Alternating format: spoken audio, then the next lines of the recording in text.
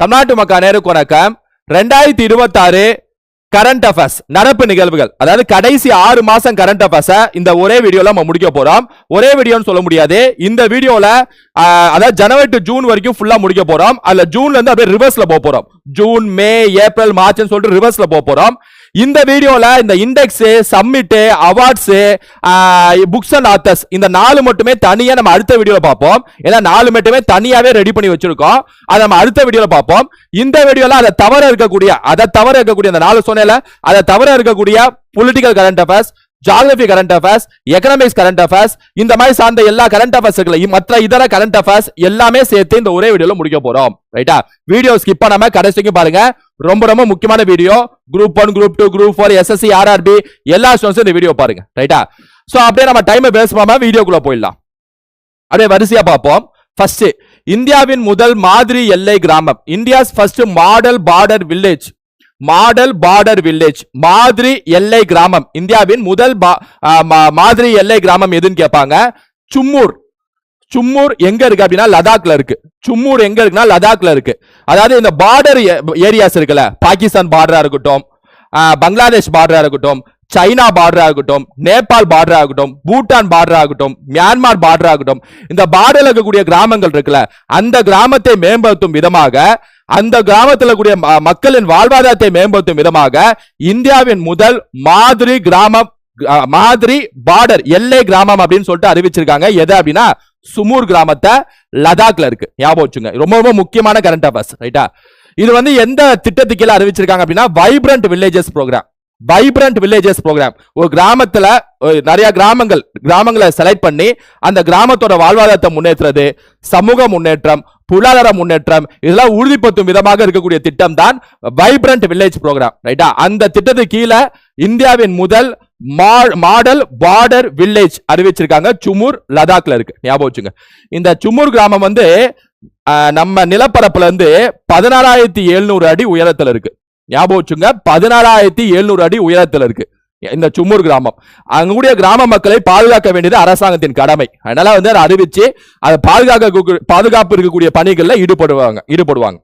அது மாதிரி இந்தியாவின் ஃபர்ஸ்ட் சோலார் வில்லேஜ் எதுன்னு கேட்பாங்க. அது ஞாபகம் வச்சுங்க. இதை பார்த்தோம் தான் ஞாபகம். இந்தியாவின் ஃபர்ஸ்ட் பார்டர் வில்லேஜ்னு கேட்டாங்கன்னா சுமூர். இந்தியாஸ் ஃபர்ஸ்ட் சோலார் வில்லேஜ் எதுன்னு கேட்டாங்கன்னா மசலி. மசலி எங்க இருக்கு அப்படின்னா குஜராத்ல இருக்கு. இந்தியாஸ் ஃபர்ஸ்ட் சோலார் வில்லேஜ் வந்து Masali, Gujarat. India's first border village, model border village எது அப்படின்னா சுமூர், லடாக். அதுமே இந்தியாவின் ஃபர்ஸ்ட் ஸ்மார்ட் வில்லேஜ் எதுன்னு கேட்பாங்க. அது ஞாபகம் வச்சுங்க. இந்தியாஸ் ஃபர்ஸ்ட் ஸ்மார்ட் வில்லேஜ் அது எது அப்படின்னா சட்னாவரி. சட்னாவரி எங்க இருக்கு அப்படின்னா மகாராஷ்டிரல இருக்கு. சோ 3 விஷயம் ஒரே விஷயத்துல முடிச்சிட்டோம். ஒரே கரண்ட் அஃபேர்ஸ்ல 3 கரண்ட் அஃபேர்ஸ் பார்த்துட்டோம். India's first model border village வந்து சுமூர், Ladakh. India's first solar village வந்து Masali, Gujarat. India's first smart village வந்து சட்னாவரி, மகாராஷ்டிரா. ரைட்டா? சோ இது 3மே ஞாபகம் வச்சுங்க. அடுத்து, இந்தியாவின் முதல் காகிதமற்ற நீதித்துறை, பேப்பரே இல்லாத முழுக்க டிஜிட்டலா பயன்படுத்தக்கூடிய பேப்பர்லெஸ் கோர்ட். இந்தியாவின் முதல் பேப்பர்லெஸ் ஜுடிஷியரி ஸ்டேட். இந்தியாவின் முதல் மாநிலம் பேப்பர்லெஸ் ஜுடிஷியரி மாநிலமாக எந்த மாநிலம் அறிவிக்கப்பட்டதுன்னு சொல்லி கேட்பாங்க. சிக்கிம் மாநிலம். ஞாபகம் வச்சுங்க. சிக்கிம் மாநிலம். சிக்கிம் தான் India's first paperless digital judiciary court இருக்கக்கூடிய ஸ்டேட். ரைட்டா? சிக்கிம். டிக்ளேர்டு பை சூர்யாகாந்த், ஜஸ்டிஸ் சூர்யாகாந்த், அதாவது இந்தியாவோட தலைமை நீதிபதி சூர்யாகாந்த் அவர்கள் இதை அறிவிச்சிருக்காங்க. India's first paperless judiciary state எதுன்னு கேட்டாங்கன்னா சிக்கிம். ஞாபகம் வச்சுங்க. ஆல்ரெடி இதுக்கு முன்னாடியே இந்தியாஸ் ஃபர்ஸ்ட் பேப்பர்லெஸ் டிஸ்ட்ரிக்ட் கோர்ட்னு ஒரு அறிவிச்சிருக்காங்க. மாவட்ட நீதிமன்றம், காகிதம் இல்லா மாவட்ட நீதிமன்றம் சொல்லிட்டு ஆல்ரெடி அறிவிச்சிருக்காங்க. அது எது அப்படின்னா கல்பட்டா நீதிமன்றம். கல்பட்டா மாவட்ட நீதிமன்றம் வந்து India's first paperless district court. அது கேரளால இருக்கு. இது ஸ்டேட். சோ ஃபர்ஸ்ட் பேப்பர்லெஸ் ஸ்டேட்னு கேட்டாங்கன்னா சிக்கிம், ஃபர்ஸ்ட் பேப்பர்லெஸ் டிஸ்ட்ரிக்ட்னு கேட்டாங்கன்னா கல்பட்டா, கேரளா. ஞாபகம் வச்சுக்க. New deputy governor of RBI, reserve வங்கியோட புதிய துணை ஆளுநராக யார் தேர்ந்தெடுத்திருக்காங்க அப்படின்னா ரோஹித் ஜெயின் அவர்களை தேர்ந்தெடுத்திருக்காங்க. ரோஹித் ஜெயின் வந்து new deputy governor of RBI. ஞாபகம் வச்சுங்க. ஆர்பிஐ வந்து எந்த சட்டத்தின்படி அமைக்கப்பட்டது அப்படின்னா 1934 ஆர்பிஐ சட்டம் படி அமைக்கப்பட்டது. ஆர்பிஐ சட்டம் எந்த வருஷம் கேட்பாங்க. 1934. ஆர்பிஐ எப்ப அமைக்கப்பட்டதுன்னு கேட்டாங்கன்னா 1935ல. அமைக்கப்பட்ட ஆண்டு 1935, சட்டம் போட்ட ஆண்டு 1934. ஆர்பிஐ எந்த கமிஷன் அறிக்கைப்படி அமைச்சிருப்பாங்க அப்படின்னா Hilton Young commission. Hilton Young commission, இந்த கமிஷன் பரிந்துரைப்படி தான் ஆர்பிஐ அமைச்சிருப்பாங்க. பிளஸ் அம்பேத்கர் அவர்களோட ப்ராப்ளம் ஆஃப் ருப்பி அப்படின்னு புத்தகம், ப்ராப்ளம் ஆஃப் ருப்பி அப்படின்னு சொல்லக்கூடிய அந்த கட்டுரையில் இருக்கக்கூடிய நிறைய அம்சங்களை எடுத்து இந்த ஹில்டன் யங் கமிஷன் அதையும் சேர்த்து தான் கொடுத்திருப்பாங்க பிரிட்டிஷ். அதன்படி பிரிட்டிஷ் வந்து 1934 சட்டம் போட்டு 35ல ஏற்றிருப்பாங்க. ரைட்டா? ஆர்பிஐயோட முதல் கவர்னர் யாருன்னு கேட்பாங்க, ஆஸ்போன் ஸ்மித். சுதந்திரம் கிடைக்கிறதுக்கு முன்னாடி first British governor Osborne Smith. சுதந்திரம் கிடைச்சதுக்கு அப்புறம் முதல் இந்திய கவர்னர் யார் அப்படின்னா சிடி தேஷ்முக். சிடி தேஷ்முக் சுதந்திர இந்தியாவின் முதல் RBI governor. Osborne Smith British காலத்தின் முதல் ஆர்பிஐ கவர்னர். ஆர்பிஐ வந்து எல்லா வங்கிகளையும் ஒழுங்குமுறைப்படுத்தக்கூடிய வேலையை செய்யும். அந்த சட்டம், வங்கிகள் ஒழுங்குமுறை சட்டம் எந்த வருஷம் கேட்பாங்க, 1949. Banking regulation act 1949. ஆர்பிஐ பொறுத்த வரைக்கும் கரன்சி அச்சடிக்கிறது, மானிட்டரி பாலிசி பண கொள்கையை வந்து நிலைநாட்டுவது, இன்ஃபிளேஷனை கண்ட்ரோல் பண்றது, ஃபாரின் கரன்சி ரிசர்வ் கையில வச்சுக்கிறது, இருப்புகளை கையில வச்சுக்கிறது, இந்த மாதிரி ஏகப்பட்ட வேலை. பொருளாதாரத்தை வந்து ஒரு நிலைத்தன்மையோட கொண்டு போறது, எம்ப்ளாய்மெண்ட்டை கொண்டு கொடுக்கறதுக்கான எல்லா மற்ற விஷயங்கள்ல ஈடுபடுவது, இது எல்லாமே வந்து ஆர்பிஐயோட முதன்மையான பணிகள். ஞாபகம் வச்சுங்க. ஆர்பிஐயோட ஹெட் குவார்டர்ஸ் வந்து பம்பாயில இருக்கு. ஆர்பிஐல ஒரு கவர்னர் 4 டெப்டி கவர்னர் இருப்பாங்க. பொதுவாவே ஒரு கவர்னர் 4 டெப்டி கவர்னர். கவர்னர் இன்னைக்கு டேட்ல, அதாவது நம்ம பேசிட்டு இருக்க டேட்ல ஆர்பிஐயோட கவர்னர் யார் அப்படின்னா சஞ்சய் மல்ஹோத்ரா. இவர் தான் வந்து இன்றைய தேதியில பேசிட்டு இருக்கிறதுல கரண்ட் ஆர்பிஐ கவர்னர். ரைட்டா? 26வது ஆர்பிஐ கவர்னர். இது எக்ஸாம்ல கேட்பாங்க. 26வது ஆர்பிஐ கவர்னர். ஞாபகம் வச்சுங்க. சொல்லுங்க, இந்தியாவோட ஃபர்ஸ்ட் மாடல் பார்டர் வில்லேஜ் எது? Chumur, Ladakh. India's first solar கிராமம், சூரிய கிராமம் எது? Masali, Gujarat. India's first smart கிராமம், ஸ்மார்ட் வில்லேஜ் எது? Satnavri, Maharashtra. India's first paperless district, paperless state, judiciary state எது? நீதித்துறை சார்ந்த மாநிலம் எது? Sikkim. India's first paperless judiciary district எது? கல்பெட்டா, கேரளா.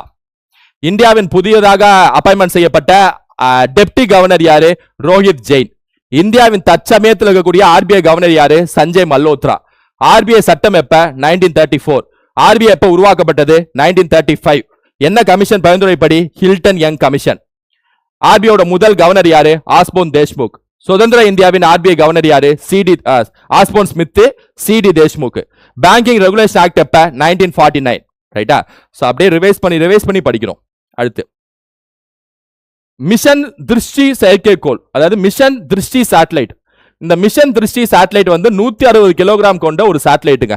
மிஷன் திருஷ்டி சேட்டலைட் வந்து 160 கிலோகிராம் கொண்ட ஒரு சேட்டலைட். இது என்ன அப்படின்னா world's first multi sensor earth observation satellite. உலகின் முதல் பல உணரி, அதாவது மல்டி சென்சார் புவி கண்காணிப்பு செயற்கைக்கோள் எதுன்னு கேட்டாங்கன்னா இந்த திருஷ்டி சேட்டலைட் தான். ரைட்டா? மிஷன் திருஷ்டி சேட்டலைட் 160 கிலோகிராம் கொண்ட சேட்டலைட்.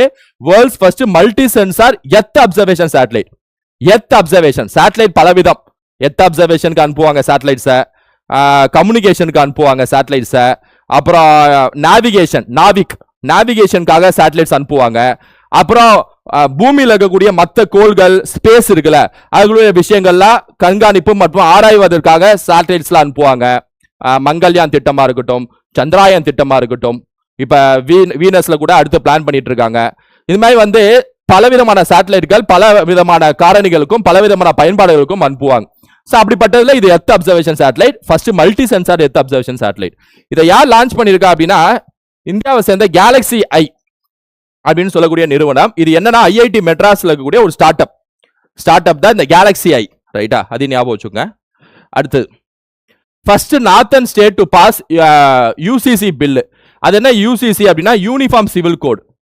யூசிசி அப்படின்னா யூனிஃபார்ம் சிவில் கோட்னு அர்த்தம். பொது சிவில் சட்டம் சொல்லுவாங்க. அதாவது இப்ப இந்தியாவில திருமணம் செய்வதற்கு இப்ப ஹிந்து திருமண சட்டம் இருக்கு, இஸ்லாமியர்களுக்கு தனி சட்டம் இருக்கு, கிறிஸ்துவர்கள் தனி சட்டம் இருக்கு. அப்படிலாம் இல்லாம பொதுவா ஒரே சட்டம் தான். எந்த மதமா இருந்தாலும் எந்த ஜாதியா இருந்தாலும் ஒரே சட்டம் தான். அதுல கூடிய விஷயத்தை தான் நீங்க கலாச்சாரம் சார்ந்த எல்லா விஷயமும் அந்த சட்டத்துல என்ன சொல்லப்பட்டிருக்கோ அதான் நீங்க ஃபாலோ பண்ணணும். அதான் வந்து பொது சிவில் சட்டம் சொல்லுவாங்க, யூனிஃபார்ம் சிவில் கோட்னு சொல்லுவாங்க. அது இந்த யூனிஃபார்ம் சிவில் கோட், இந்த பொது சிவில் சட்டத்தை கொண்டு வந்த இந்தியாவின் முதல் மாநிலம் எதுன்னு கேட்டாங்கன்னா உத்தரகாண்ட் மாநிலம். ரைட்டா? உத்தரகாண்ட் தான் இந்தியாவின் ஃபர்ஸ்ட் ஸ்டேட் பொது சிவில் சட்டத்தை கொண்டு வந்த மாநிலம். ஏட்டா இங்க பாருங்க, ஃபர்ஸ்ட் ஸ்டேட் உத்தரகாண்ட். இந்தியால செகண்ட் ஸ்டேட் பொது சிவில் சட்டத்தை கொண்டு வந்த ஸ்டேட் எதுன்னு கேட்டாங்கன்னா குஜராத். Second state. இப்ப மூணாவது ஸ்டேட் மசோதா பாஸ் பண்ணிருக்காங்க, அது சட்டமாவும் மாறிடும். எதுன்னு கேட்டீங்கன்னா அசாம். ரைட்டா? So first Uttarakhand, next Gujarat, மூணாவது அசாம். மேல ஃபர்ஸ்ட் உத்தரகாண்ட், செகண்ட் குஜராத், மூணாவது அசாம். ரைட்டா? ஞாபகம் வச்சுங்க, உத்தரகாண்ட், குஜராத், அசாம். சரிங்களா? இது வரலையே. Okay okay. ஐபிஎல் 2026 டைட்டில யார் வந்து தட்டி சென்றிருக்கா அப்படின்னா ஆர்சிபி தட்டி சென்றிருக்காங்க. ஐபிஎல் 2026 டைட்டில் யார் தட்டி சென்றிருக்கா அப்படின்னா ஆர்சிபி தட்டி சென்றிருக்காங்க. ரைட்டா? சோ இதெல்லாம் உங்களுக்கு தெரிஞ்சிருந்தா சோ யூசிசி ஞாபகம் வச்சுங்க. இந்தியாஸ் டிஎஃப்ஆர், அதாவது இந்தியாவின் மொத்த கருவுரல் இறப்பு விகிதம், சாரி கருவுரல் விகிதம், டோட்டல் ஃபெர்டிலிட்டி ரேட்னு சொல்லுவாங்க. டிஎஃப்ஆர்னா என்னன்னா டோட்டல் ஃபெர்டிலிட்டி ரேட். அதாவது சராசரியா தன் வாழ்நாள்ல ஒரு பெண் எவ்வளவு குழந்தைய பெத்துக்கிறாங்களோ அது பேர் டிஎஃப்ஆர்னு சொல்லுவாங்க, டோட்டல் ஃபெர்டிலிட்டி ரேட்னு சொல்லுவாங்க.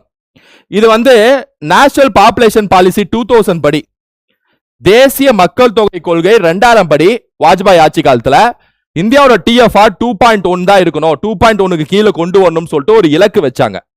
லெஸ் தேன் 2.1 கீழே கொண்டு வரணும், ஆவரேஜா சராசரியா அந்த 2.1 கீழே கொண்டு வரணும் இலக்கு வச்சாங்க. சோ இன்னைக்கு டேட்ல இந்தியாவோட டிஎஃப்ஆர் என்ன அப்படின்னா 2.0ல வந்து நிக்குது.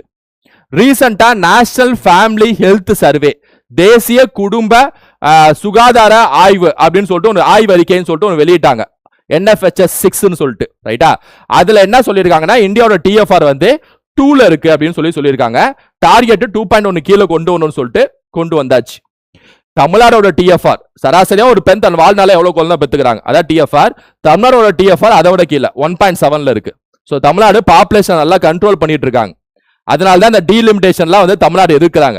என்ன இப்படிலாம் பண்ணிட்டீங்கன்னா நாங்க பாப்புலேஷனை கட்டுப்படுத்திட்டு இருக்கோம், வட இந்தியால அப்படி பண்ணவே இல்லை, இது நியாயமான்னு சொல்லிட்டு எதிர்க்கிறாங்க. ரைட்டா? அது இவங்க தமிழ்நாடு தரப்பு நியாயமும் இருக்கு.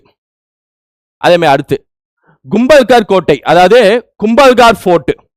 கும்பல்கார் ஃபோர்ட் அப்படிங்கிறது ராஜஸ்தான்ல இருக்கக்கூடிய ஒரு கோட்டைங்க. கும்பல்கார் ஃபோர்ட் அப்படிங்கிறது, கும்பல்கர் கோட்டை அப்படிங்கிறது ராஜஸ்தான்ல இருக்கக்கூடிய ஒரு கோட்டை. இந்த கோட்டை வந்து என்னன்னு அறிவிச்சிருக்காங்க அப்படின்னா world's second largest wall after China. Greatest wall India, அதாவது உலகத்திலே மிக நீளமான மிக கிரேட்டஸ்ட் வால்னு, மிக செவரு, அந்த கிரேட்டஸ்ட் வால் எதை சொல்லுவாங்க அப்படின்னா சைனால இருக்கக்கூடிய கிரேட் வால சொல்லுவாங்க. ரைட்டா? அதான் நீளமான அந்த செவரு, கிரேட் வால் ஆஃப் சைனா அப்படின்னு சொல்லிட்டு சொல்லுவாங்க. அதுக்கு அடுத்தபடியாக இருக்கக்கூடிய லார்ஜஸ்ட் வால் எது, second largest wall after China, சைனாக்கு அப்புறம் எது அப்படின்னா இந்தியாவில் இருக்கக்கூடிய இந்த கும்பல்கார் ஃபோர்ட் தான், ராஜஸ்தான்ல கும்பல்கார் ஃபோர்ட் தான் அறிவிச்சிருக்காங்க. சோ இது வந்து யுனெஸ்கோ சைட் வந்து 2013ல பெற்று இருக்கு. இது வந்து எந்த மாவட்டத்தில் இருக்கு அப்படின்னா ராஜ்சமாந்த் மாவட்டம். ரொம்ப முக்கியமான நியூஸ்னால மாவட்டமும் சேர்த்து ஞாபகம் வச்சுங்க. ராஜ்சமாந்த் மாவட்டம் ராஜஸ்தான் ஞாபகம் வச்சுங்க. ரைட்டா? ராஜ்சமாந்த் மாவட்டம் ராஜஸ்தான். 2013 கும்பல்கார் கோட்டை ராஜஸ்தான். டிஎஃப்ஆர் 2.0, தமிழ்நாடு 1.7, ஐபிஎல் வந்து ஆர்சிபி, யூசிசி வந்து first Uttarakhand, second Gujarat, third Assam. உலகின் முதல் பல multi sensor earth observation mission Drishti satellite 160 kilogram. Reserve வங்கி புதிய deputy governor Rohit Jain, 1 governor, 4 deputy governor. Sanjay Malhotra 26 governor. India's first காகிதமற்ற நீதித்துறை மாநிலம் சிக்கிம், மாவட்டம் கல்பெட்டா. இந்தியாவின் முதல் மாதிரி வில்லை கிராமம் எல்லை கிராமம் சுமூர், லடாக். ஸ்மார்ட் வில்லேஜ் வந்து சட்னாவரி. சோலார் வில்லேஜ் வந்து Masali, Gujarat. Supreme court amendment bill, உச்சநீதிமன்ற திருத்த மசோதா. Strength increases to 38. நமக்கு முன்னாடியே தெரியும் சுப்ரீம் கோர்ட்டோட ஸ்ட்ரென்த் வந்து 34ல இருந்திருக்கும், இப்ப 38க்கு உயர்த்திருக்காங்க. 38க்கு உயர்த்திருக்கான மசோதா தாக்கல் செஞ்சிருக்காங்க. மசோதா வந்து நாடாளுமன்றத்தில் தாக்கல் செய்யல, ஆர்டினன்ஸ் மூலமா தாக்கல் செஞ்சிருக்காங்க. இது வந்து என்ன அப்படின்னா இங்க பாருங்க, bill was introduced by ordinance, அதாவது மத்திய அரசு பிரசிடென்ட் மூலமாக, பிரசிடென்ட் திரௌபதி முர்மு அவர்கள் மூலமாக ஒரு அவசர சட்டம் மாதிரி போட்டு, பிரசிடென்ட்கான அவசர சட்டம் பேசக்கூடிய ஆர்டிகல் 123 தெரியும் உங்களுக்கு, 1, 2, 3 ஆர்டினன்ஸ். ஆர்டினன்ஸ்னா என்ன அப்படின்னா நாடாளுமன்றம் இல்லாத பட்சத்துல பிரசிடென்ட் தானா வந்து ஒரு சட்டத்தை ஏற்றலாம். பிரசிடென்டா ஏற்ற முடியாது, அமைச்சரவை, அதாவது மத்திய அமைச்சரவை சொல்லி ஏற்ற முடியும். இது ஆர்டினன்ஸ் பவர்னு அர்த்தம். அதன்படி ஆர்டினன்ஸ் ஒன்று போட்டிருக்காங்க பிரசிடென்ட். இப்ப அடுத்த மாசம் சட்டம் நாடாளுமன்றம் கூடும், பார்லிமெண்ட் செஷன். இந்த ஆர்டினன்ஸ் வந்து அங்க சட்டமாக மாறுவதற்கு அதிகமான வாய்ப்பு உண்டு. அதன்படி என்ன இந்த ஆர்டினன்ஸ் என்ன பண்ணிருக்காங்க அப்படின்னா சுப்ரீம் கோர்ட்டுக்கான அமெண்ட்மெண்ட் பில் அப்படின்னு சொல்லிட்டு தாக்கல் செஞ்சிருக்காங்க. அதன்படி பாத்தீங்க அப்படின்னா சுப்ரீம் கோர்ட்டுக்கான ஸ்ட்ரென்த் வந்து 38க்கு உயர்த்திருக்காங்க. ஏன்னா சுப்ரீம் கோர்ட்ல நிறைய பணிச்சுமைகள் இருக்கு, நிறைய அந்த வழக்கு சுமைகள் இருக்கு, நிறைய வழக்கு பெண்டிங்ல இருக்கு. அதனால ஸ்ட்ரென்த் கொஞ்சம் இன்க்ரீஸ் பண்ணாதான் வேகமா வழக்கை வந்து தீர்க்க முடியும், அதுக்கான தீர்ப்பு வழங்க முடியும். ரைட்டா? சோ பெண்டிங் கேசஸ் இருக்கக்கூடாது. ஜஸ்டிஸ் டினைட் இஸ் ஜஸ்டிஸ் டிலேடுன்னு சொல்லுவாங்க. அதாவது தாமதிக்கப்பட்ட நீதி என்பது மறுக்கப்பட்ட நீதி அப்படின்னு சொல்லிட்டு சொல்லுவாங்க. அதாவது நீதிங்கிறது தாமதம் ஆகக்கூடாது, உடனுக்குடைய வழங்கப்பட வேண்டும். அதாவது ஸ்ட்ரென்த்தை வந்து 38 இன்க்ரீஸ் பண்ணியிருக்காங்க, ஆர்டினன்ஸ் போட்டிருக்காங்க. நாடாளுமன்றம் கூடினதுக்கு அப்புறம் இது சட்டமாக மாறும். இது வந்து எந்த சட்டத்தை அமெண்ட்மெண்ட் பண்ணிருக்காங்க அப்படின்னா 1956 உச்சநீதிமன்ற சட்டத்தை அமெண்ட்மெண்ட் பண்ணிருக்காங்க. ஏன்னா இந்த சட்டத்துல தான் சுப்ரீம் கோர்ட்டோட ஸ்ட்ரென்த்தை வந்து பேசுவாங்க 1956ல. அந்த சட்டத்துல மட்டும் பேச மாட்டாங்க. இது நம்ம கான்ஸ்டிடியூஷன்ல ஆர்டிகல் 124(1)ல speak about strength of judges. உச்சநீதிமன்றத்தில் எத்தனை நீதிபதிகள் இருக்க வேண்டும் அப்படிங்கிறது 124(1)ல பேசப்பட்டிருக்கு. அதன்படி நாடாளுமன்றம் அப்பப்ப சட்டத்திருத்தம் பண்ணி அதை இன்க்ரீஸ் பண்ணிக்கலாம். அந்த முதல் சட்டம் தான் 1956. அப்புறம் 8 நீதிபதிகள் டோட்டலா இருந்திருக்கும். அதுல இருந்து கொஞ்சம் கொஞ்சமா இன்க்ரீஸ் ஆகி இன்னைக்கு 38 வந்து நிக்குது. ஞாபகம் வச்சுங்க. இந்தியாவின் முதல் செயற்கை நுண்ணறிவு சார்ந்த போர் விமானம், India's first AI powered combat aircraft. முழுக்க முழுக்க ஏஐ ஆர்டிபிஷியல் இன்டெலிஜென்ஸ் மூலமாவே ஏற்றப்பட்ட காம்பேட் ஏர்கிராஃப்ட். இந்தியாவின் ஃபர்ஸ்ட் காம்பேட் ஏர்கிராஃப்ட் எது அப்படின்னா காலபைரவர். இதோட ரேஞ்ச் பொறுத்த வரைக்கும் பாத்தீங்கன்னா சுமார் 3000 கிலோமீட்டர் அந்த ரேஞ்ச் கொண்ட காலபைரவம் தான் இந்தியாவின் first AI powered combat aircraft. அதையும் ஞாபகம் வச்சுக்கோங்க. Right to walk is a fundamental right. உச்சநீதிமன்றம் சமீபத்தில் ஒரு தீர்ப்பு வழங்கியிருக்காங்க. அது என்ன தீர்ப்பு அப்படின்னா, அந்த வழக்கு பின்னணிலாம் நமக்கு தேவையில்ல, தீர்ப்பு தான் மெயினா தேவை. நடப்பது என்பது ஒரு அடிப்படை உரிமை அப்படின்னு சொல்லிட்டு அறிவிச்சிருக்காங்க. இது ஆல்ரெடி நம்ம ஆர்டிகல் 21ல இருக்கக்கூடிய விஷயம் தான், அதை உறுதிப்படுத்தியிருக்காங்க உச்சநீதிமன்றம் ஒரு குறிப்பிட்ட வழக்குல. Right to walk is a fundamental right. அதாவது சாலை இருக்கு, சாலையில அந்த நடைபாதை ஒன்று போட்டிருப்பாங்க, இந்த சைடும் ரைட்டா. அதுல நடக்கக்கூடியது ஒரு சிட்டிசனோட கடமை. நடைபாதை போடக்கூடியது அரசாங்கத்தின் கடமை, ரைட்டா. அதுல நடக்கக்கூடாது அப்படின்னு சொல்லிட்டு எல்லாத்தையும் வந்து இந்த போகக்கூடிய வாகனங்களே வந்து ஆக்கிரமிச்சுக்க கூடாது அப்படின்னு சொல்லிட்டு உச்சநீதிமன்றம் அந்த தீர்ப்புல நிறைய கருத்துக்களை தெரிவிச்சிருக்காங்க, ரைட்டா. அதுல என்னென்ன ஆர்டிகலை சுட்டி காட்டியிருக்காங்க, இந்த right to walk is a fundamental right, நடப்பது என்பது அடிப்படை உரிமைங்கிறதுக்கு என்னென்ன ஆர்டிகல் சுட்டி காட்டியிருக்காங்க அப்படின்னா, ஆர்டிகல் 19(1)(d) சுட்டி காட்டியிருக்காங்க. ஆக்சுவலா 19(1)(d) என்ன சொல்லுவாங்கன்னா, ரைட் டு மூவ்மெண்ட் சொல்லுவாங்க. ஒரு குடிமகன் ஒரு இடத்துல இருந்து இன்னொரு இடத்துக்கு நகர்வது இருக்குல்ல, அது வந்து ஆர்டிகல் 19ல சொல்லப்பட்டிருக்கு, ரைட் டு மூவ்மெண்ட் சொல்லி. ரைட் டு மூவ்மெண்ட் ஆக்சுவலா ஆர்டிகல் 19ல நிறைய சொல்லியிருப்பாங்க.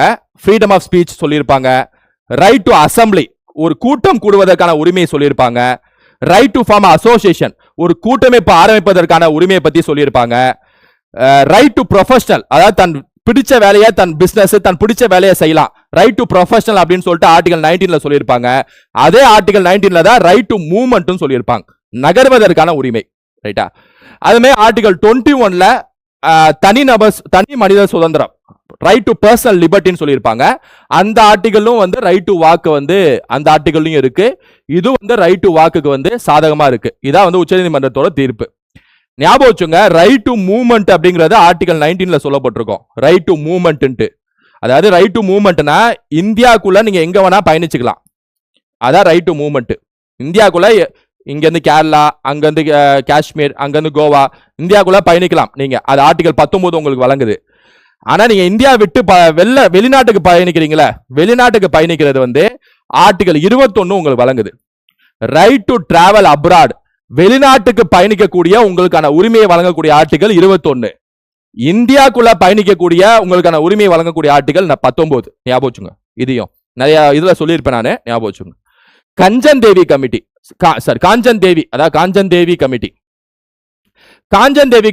இந்த கமிட்டி வந்து சுப்ரீம் கோர்ட் அப்பாயின்மெண்ட் பண்ணியிருக்காங்க. காஞ்சன் தேவி கமிட்டின்னு சொல்லக்கூடிய இந்த கமிட்டியை அவங்க தலைமையில் இருக்கக்கூடிய ஒரு குழுவை எதுக்காக அப்படின்னா, இப்ப ஒரு கொஞ்சம் மாசத்துக்கு முன்னாடி இந்த ஆராவளி மலைத்தொடர் இருக்குல்ல, அங்க வந்து நிறைய வேலைகளை செய்ய போறோம், நிறைய மலைகளை வந்து நம்ம குடைய போறோம், நிறைய விஷயங்கள் அங்க செய்ய போறோம் என்ன அப்படின்னு சொல்லிட்டு நிறைய தொழிற்சாலை சார்ந்த நிறைய விஷயங்களை அங்க உருவாக்க போறோம், கனிமங்கள் சார்ந்த நிறைய விஷயத்தை அங்க எடுக்க போறோம்னு சொல்லிட்டு ஒரு சர்ச்சை வந்துச்சு, ரைட்டா.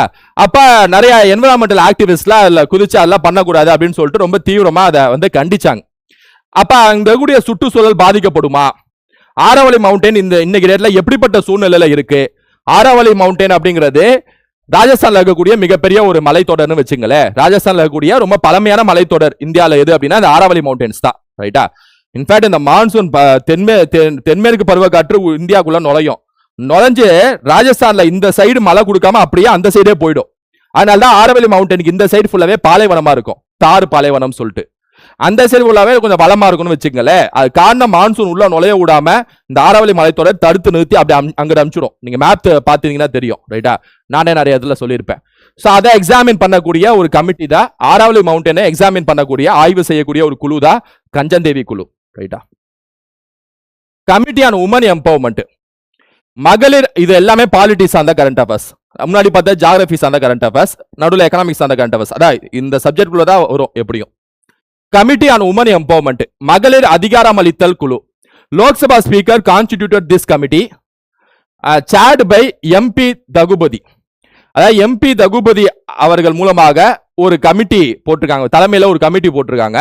கமிட்டி என்ன கமிட்டி அப்படின்னா கமிட்டி ஆன் உமன் எம்பவர்மெண்ட், அதாவது மகளிர் அதிகாரம் அளித்தல், அதாவது பெண்கள் மேம்பாட்டுக்கான குழு அப்படின்னு சொல்லிட்டு பார்லிமெண்ட்ல ஒரு கமிட்டி போட்டிருக்காங்க. பெண்கள் நலம் சார்ந்து, பெண்கள் மேம்பாட்டு சார்ந்து எல்லா வழிமுறைகளை உருவாக்கக்கூடிய ஒரு குழுவாக தகுபதி தலைமையில ஒரு கமிட்டி போட்டிருக்காங்க. லோக்சபா ஸ்பீக்கருக்கால அவர் இந்த கமிட்டியை உருவாக்கி இருக்காரு. ஆக்சுவலா பார்லிமெண்ட்ல இது மாதிரி நிறைய கமிட்டியை உருவாக்கலாம், கலைக்கலாம், இது மாதிரி நிறைய கொண்டு போயிட்டே இருக்கலாம். ஸ்டாண்டிங் கமிட்டி, அட்ஹாக் கமிட்டி அப்படின்னு சொல்லிட்டு சொல்லுவாங்க. அல்ல அட்ஹாக் கமிட்டினா உருவாக்கலாம், கலைக்கலாம், அந்த மாதிரி போயிட்டே இருக்குன்னு வச்சுங்களேன். இதெல்லாம் முன்னாடி இதுல சொல்லியிருப்பேன், ரைட்டா?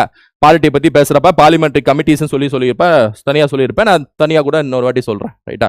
சோ இப்போதைக்கு கரண்ட் அஃபேர்ஸ்னால இதை மட்டும் ஞாபகம் வச்சுங்க. UAE exit from OPEC, OPEC அமைப்பிலிருந்து ஐக்கிய அரபு அமீரகம் வெளியேறுதல். ஒபெக் அப்படின்னா என்ன அப்படின்னா organisation for petroleum exporting countries, அதாவது ஆயில் ப்ரொடியூசிங் கண்ட்ரிஸ்னு வச்சுக்கோங்க, ரைட்டா? ஒரு 14ல இருந்து 15 நாடுகள், 16 நாடுகள் நினைக்கிறேன், ரைட்டா? எங்கெங்கெல்லாம் எண்ணெய் வளம் அதிகமா இருக்கும், கச்சா எண்ணெய் வளம் அதிகமா இருக்கும், அந்த நாடுகள் எல்லாம் சேர்ந்து ஒரு ஒப்பந்தம் போட்டாங்க, ஒரு கூட்டமைப்பு மாதிரி. அவங்க என்ன முடிவு செய்யறாங்களோ அதான் விலை, அந்த அளவுக்கு ஒரு கூட்டமைப்பு போட்டாங்கன்னு வச்சுங்களேன். அது பேர் தான் ஒபெக். அதுல UAE மெம்பரா இருந்துச்சு இப்ப வரைக்கும், ஆனா இப்ப இல்ல, எக்ஸிட் ஆயிடுச்சு. ஒபெக்ல இருந்து எந்த நாடு வெளியேறுதுன்னு சொல்லி கேட்பாங்க. ரொம்ப முக்கியமான current affairs. UAE, united Arab Emirates.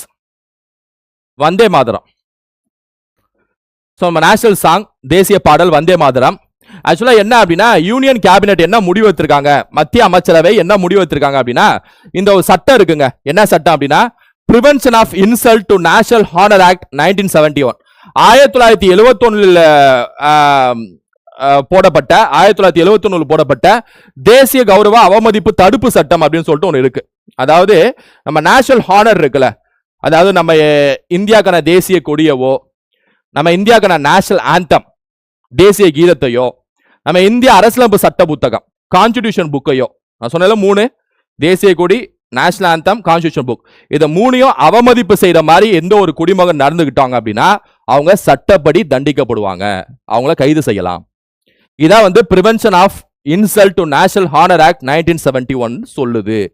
இப்ப மத்திய அமைச்சரவை, மத்திய அரசு என்ன முடிவு எடுத்திருக்காங்க அப்படின்னா இந்த 3ஓட சேர்த்து வந்தே மாதரம் சொல்லக்கூடிய தேசிய பாடல், நேஷனல் சாங்கும் உள்ள சேர்க்கணும்னு சொல்லிட்டு அதுக்கான அமெண்ட்மெண்ட் எடுக்கலாம்னு சொல்லிட்டு ப்ரொபோசல் வச்சிருக்காங்க, ரைட்? அமெண்ட்மெண்ட் பண்ணலாம்னு சொல்லிட்டு வந்தே மாதரம் சாங்கும். அப்பனா வந்தே மாதரம் எங்க போட்டாலும் அது கண்டிப்பா தேசிய கீதம்க்கு எந்த அளவுக்கு நீங்க முக்கியத்துவம் கொடுத்து அதை பாடுறீங்களோ அந்த அளவுக்கு முக்கியத்துவத்தோட வந்தே மாதரம் பாடலும் பாடணும் அப்படின்னு சொல்லிட்டு ஒரு அமெண்ட்மெண்ட் பண்ணலாம்னு சொல்லிட்டு ப்ரொபோஸ் பண்ணிருக்காங்க, ரைட்டா?